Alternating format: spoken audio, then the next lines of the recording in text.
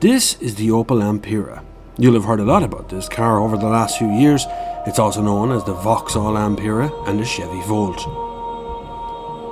It takes the term hybrid and moves it forward by putting a lithium-ion battery in the middle of the car and connecting that to an electric engine and generator, and then to a 1.4 litre petrol engine that Opel call a range extender.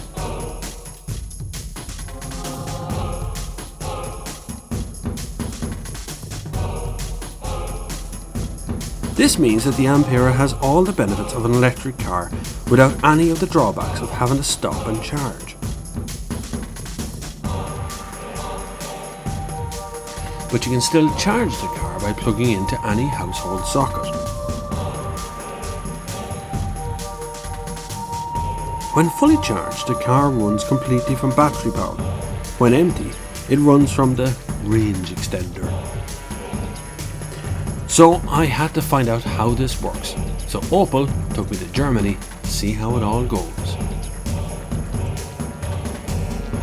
When we arrived in Germany, Opel set us a challenge to drive to our destination using as little power as we possibly could, which we have completely ignored and decided to put to test the car as to how far we could go in range using performance. So we're on petrol engine now. We've used all the battery, that's gone. So now we're going to use all the petrol to see how far we get. And the reason we had run out of electricity, for a brief time we were the fastest moving electric car on the planet, thanks to the Autobahn.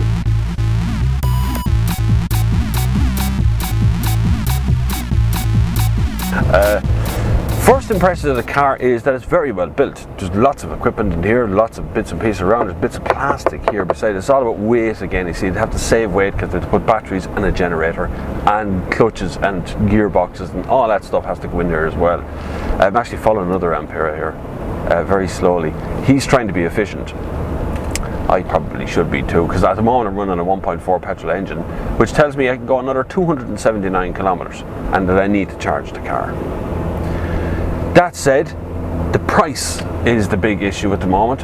Opel are doing their best to ignore the price bit and trying to sell the car based on what it is, but there's no getting around the fact you're going to spend over 50 grand for this car. It's 51,000 and something, even with government grants and all, still just makes it sub 50, so 47 or 48 or something, isn't it? 47 grand with all the grants put into it.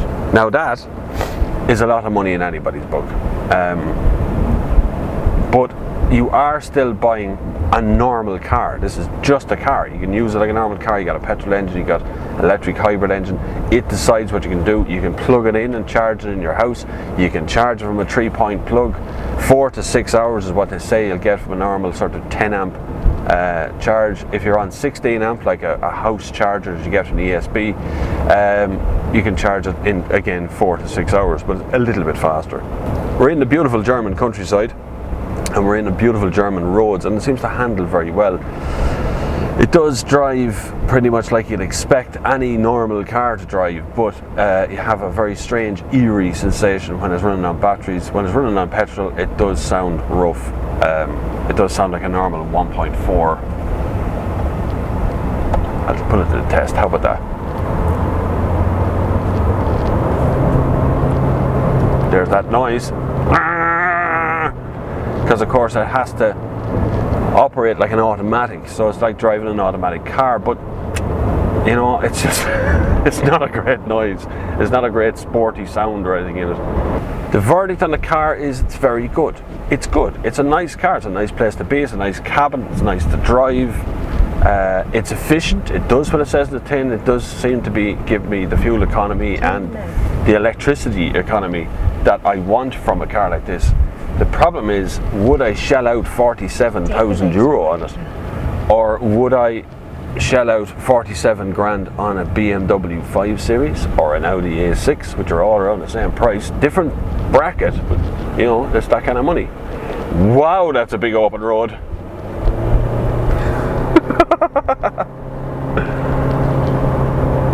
Yeah, exciting. No, it's not. It's you know, horsepower wise, without the battery running, it's not great. Now with the battery there's good torque there, there's a nice bit of pickup on it, it's fine, but of course it only does about 80 to 100 kilometers. But the thing is, at the end of your 100 kilometers you can continue to drive just like you were driving before. There's no pulling over to have to charge the car, it just continues on being a petrol car after that. The other thing you'll notice as well is in the back seat there are only 2 seats, there's nothing in the middle. There's a big plastic thing there in the centre with cup holders in it, so it's really only a 4-seat car as well, so it won't suit bigger families. Turn right.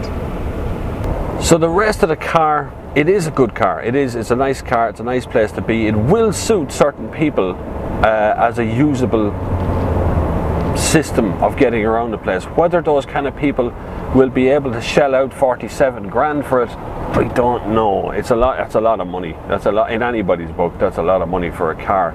I do see it. We will see more of this technology coming. It has to go down in price, or it's not going to exist, because the choices out there are massive at the moment as to what you're going to spend your hard-earned bucks on. So it's good, just a little bit overpriced for our market, unfortunately.